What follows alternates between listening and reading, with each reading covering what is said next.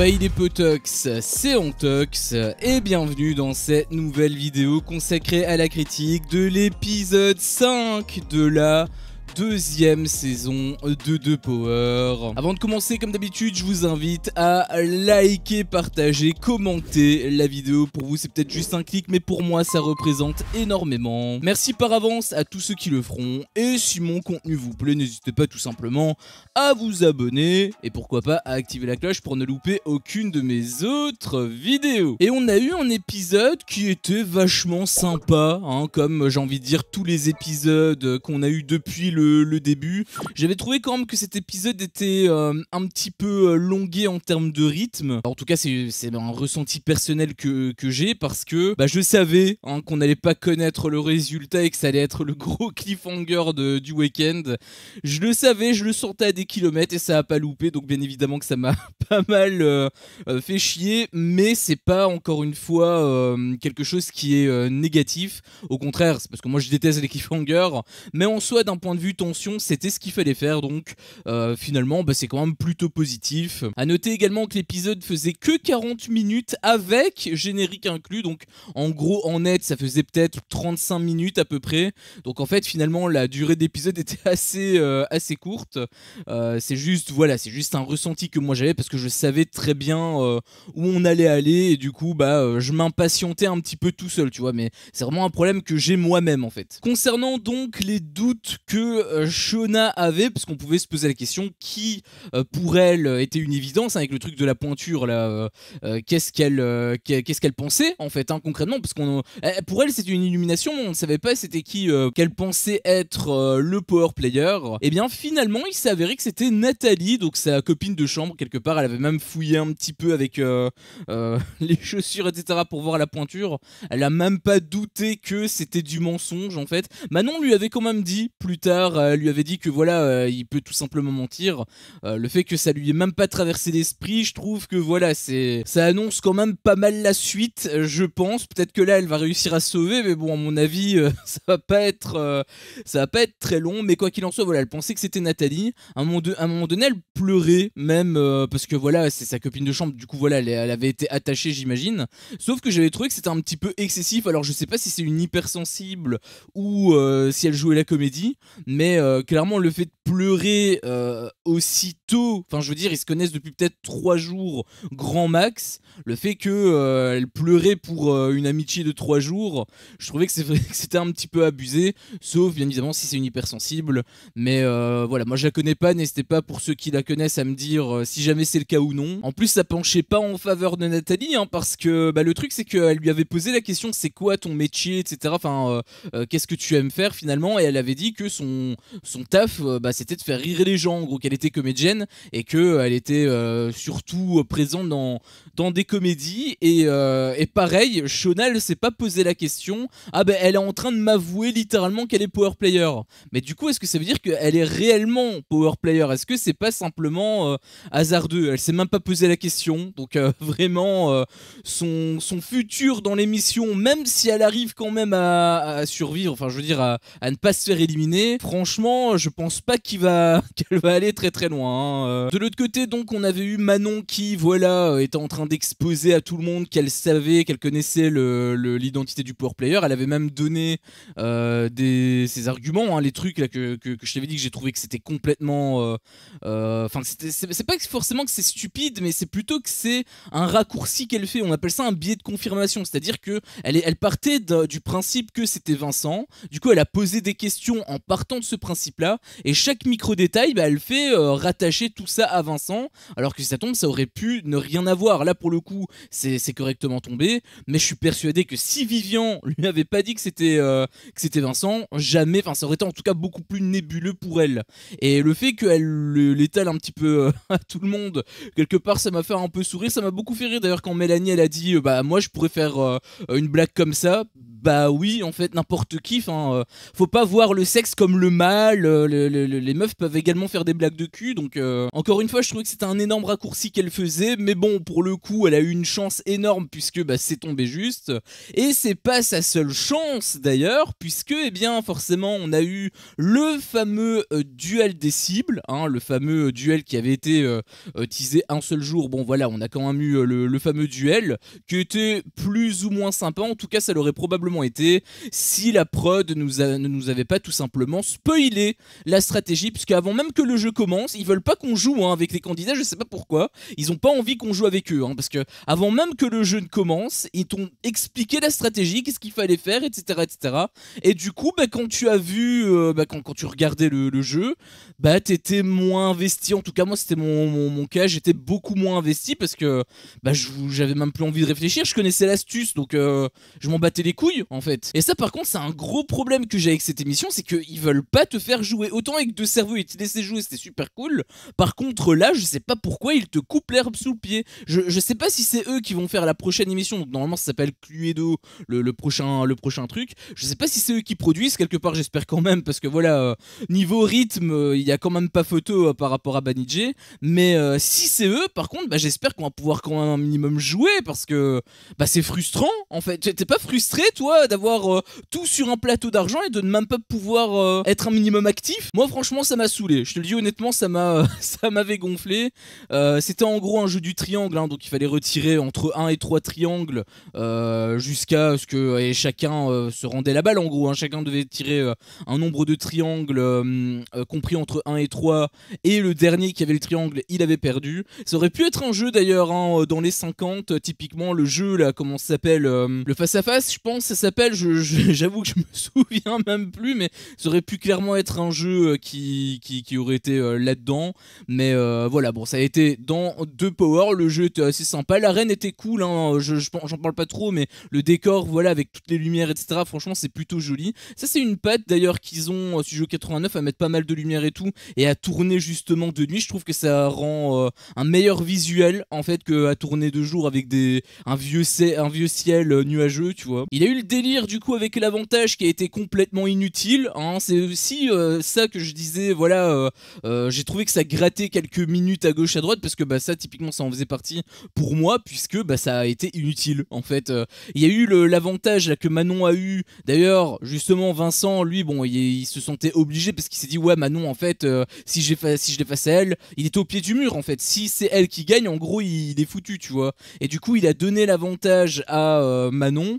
Le truc, c'est que je pense qu'il a encore fait une énorme erreur parce que en soi, même si Shona avait eu cet avantage-là, bah de toute façon il était inutile. Donc quand c'était Manon ça a été inutile, mais si ça avait été Shona, elle avait même pas compris les règles, bah ça aurait été tout autant inutile. Et le fait que justement il ait donné l'avantage à Manon, elle l'a même dit en interview, elle a dit bah peut-être que c'est parce que je suis simplement sur la bonne piste. Et nous bon, bien évidemment on est au courant, on le sait, et du coup bah voilà, je me mets à la place de Vincent, je me dis ok d'accord, il se sentait un petit peu obligé, mais du coup peut-être que ça fragilise davantage son identité. Donc je trouve que il aurait peut-être dû prendre un risque en fait. Mais donc c'était Manon qui a gagné le jeu, hein, donc j'ai trouvé que encore une fois elle avait quand même bien joué. Je pense pas qu'elle soit vraiment bête, hein. Je pense qu'elle est quand même un minimum intelligente et en termes d'analyse et tout, je pense qu'elle est quand même présente. Mais là pour le coup, si elle a gagné, on va pas se mentir, c'est parce que Shona c'était son adversaire quoi. Si c'était n'importe qui était un minimum plus attentif, on va dire, bah ça aurait été déjà plus serré. Je dis pas qu'elle aurait perdu, mais voilà, je pense pas que ça aurait été aussi simple parce que là littéralement la victoire elle a été cadeau. D'ailleurs, je pensais que ça se ferait en plusieurs manches, mais finalement ça s'est fait en une seule. Donc ça a été quand même assez expéditif, ce qui est pas forcément plus mal, mais en même temps c'est un petit peu dommage en fait parce que ça aurait pu quand même être plus intéressant. Mais honnêtement, même s'il y avait 3 manches ou même s'il y en avait 5, je pense que ça aurait été le 2-0 ou le 3-0, hein. Je pense que Manon aurait gagné toutes les manches, donc dans tous les cas le déroulé aurait pas été très différent. Il suffit juste de voir ses interviews. Je veux dire, je sais pas si Shona elle interprète un personnage, hein, mais quand elle te dit oui la couleur rouge elle me perturbe, etc., enfin elle a l'air d'être tellement à l'ouest, je me dis mais qu'est-ce qu'elle fout dans cette émission? D'ailleurs justement on a enchaîné directement avec la cérémonie, ce qui était très surprenant, parce que je pensais qu'il allait avoir un interrogatoire, tu vois, le truc qu'on a eu l'année dernière où la cible pouvait faire venir chaque candidat pour lui poser des questions, etc. Je pensais que ça allait être pareil, mais finalement non, donc j'ai trouvé que c'était très rapide. Encore une fois, en soi, ce premier round, je le trouve un petit peu en deçà, parce qu'il y a eu quoi? Il y a eu un indice, et il y a eu le contre-pouvoir, ok d'accord, mais bon ça c'était pas vraiment pour le jeu, enfin ça modifiait un petit peu le jeu, mais ça proposait pas d'enquête ou d'indice supplémentaire, donc finalement c'était un petit peu useless par rapport à l'enquête de base. Et en même temps, bah il y a eu le duel qui pareil a encore une fois modifié un petit peu la physionomie du round, mais il n'y a pas eu d'impact sur le jeu. Le seul impact, il y en a eu deux en réalité, c'était l'indice avec la carte là qu'on a eu avec l'écriture, et le truc de la douche, le coup de la douche, c'était et peut-être éventuellement l'avantage que Vincent pouvait octroyer lors du duel des cibles en fait. Mais je veux dire, il y a eu que ces trois petits trucs là. Est-ce que tu trouves pas que c'est un petit peu comparé à l'année dernière où il y avait, bon c'était pas non plus la grande folie, mais il me semble qu'il y avait eu deux jeux, il y avait eu à chaque fois le gros jeu là où tout le monde pouvait jouer, etc.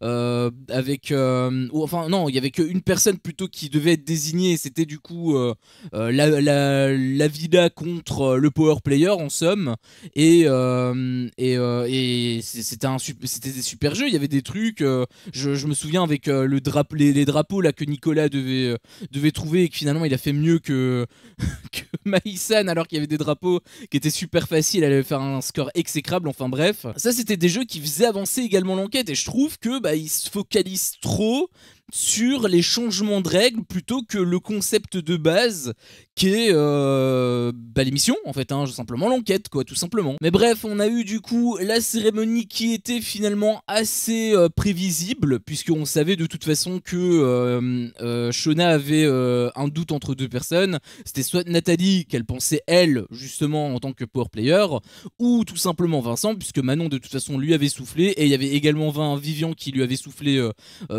plus tôt, enfin c'était un précédent épisode. Donc en fait on savait finalement quel choix serait un peu l'ultimatum, hein. On savait comment ça allait finir en fait cet épisode, puisque eh bien les deux derniers candidats c'était Vincent et Nathalie. Donc finalement bah, toute cette séquence là de cérémonie, bah, moi je me suis un petit peu fait chier parce que bah, je savais où ça allait aller en fait, donc j'étais un petit peu déçu. Il y avait quand même deux petits trucs que je voulais dire, c'était que bah, du coup le jeu était plus facile, parce que comme il y avait plusieurs cibles, enfin des anciennes cibles, automatiquement ce sont pas eux les power players, et donc ça enlève leur nom de l'équation. C'est-à-dire que Manon et Robin, bah forcément c'était les deux premiers à être appelés, et c'est logique puisqu'ils avaient déjà été cibles. Donc le jeu en fait, en mettant plus de cibles, bah, il est un petit peu plus facile que l'année dernière. Après c'est pas forcément plus mal, parce que pour moi c'est tellement abusé avec le truc des cibles. T'avais une chance sur 14, hein, si l'année dernière c'était une chance sur 13, enfin une chance sur 12 parce que tu te comptes pas toi-même dedans, mais du coup t'avais une chance sur 12 l'année dernière. Ici c'est quand même un petit peu, bon après ils sont plus nombreux, mais ça fait quand même finalement une chance sur 11.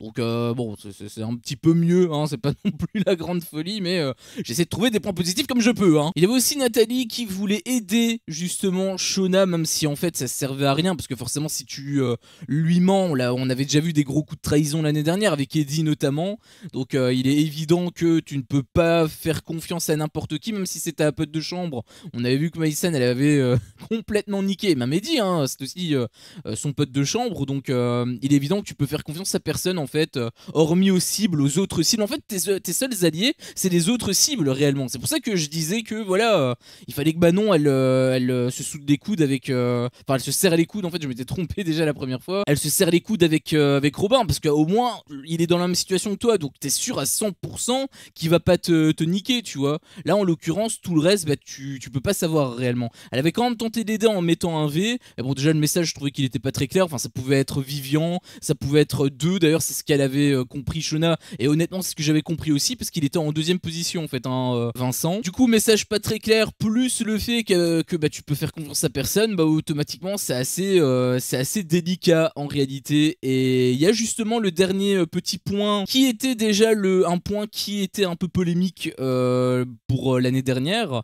puisque l'année dernière il y avait des problèmes dénoncés, c'est-à-dire que c'était le dernier candidat qui devait être appelé pour être le power player, sauf qu'en fait l'année dernière c'était l'avant-dernier, et pourtant Delta elle avait quand même dit le dernier. En gros il fallait qu'à la fin elle choisisse le power player réellement, et pas donc entre les deux derniers candidats si tu veux. C'était pas genre le dernier candidat hop, enfin l'avant-dernier plutôt tu l'appelles, c'est pas censé être le power player, et le power player c'est le seul et dernier qui reste. Moi c'est comme ça que j'avais compris l'année dernière. En réalité tu me dis si toi tu l'as compris autrement, mais c'est également comme ça que je le comprends cette année. Et bah je sais pas comment ça va se passer cette année, mais si ça se passe exactement de la même manière que l'année dernière, bah je trouve que ce serait vachement flou.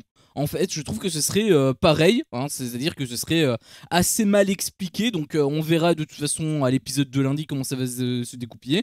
J'espère quelque part que Shona elle va pas se faire éliminer à cause de ça, ce serait quand même vraiment con, hein. Imagine, elle a quand même envie d'appeler Vincent, et en fait, bah, les règles, elle s'est fait complètement niquer là-dessus, ce serait quand même vachement triste, je trouve, pour elle. Mais voilà, on verra de toute façon comment ça va se dégoupiller, qui finalement elle choisira, ça c'est la grande question qu'on peut tous se poser. N'hésite pas à me faire part de ton avis dans l'espace commentaire, et je précise de ton avis si tu as vu la réponse lors du teaser là, à la fin d'épisode. Ça sert à rien de spoiler, hein, on saura lundi de toute façon, donc juste donne-moi ton avis, et si tu connais la réponse, bah tout simplement ne dis rien, hein, vaut mieux pour éviter tout spoil. Mais du coup moi je pense que bah, c'est assez compliqué en fait, parce que logiquement elle doit dire Vincent. Je veux dire, Manon elle lui a dit, Vivian lui a dit, tout le monde lui a dit, et même les trucs qu'elle pensait avec Nathalie c'est tellement what the fuck que ça n'a ni queue ni tête, donc tout converge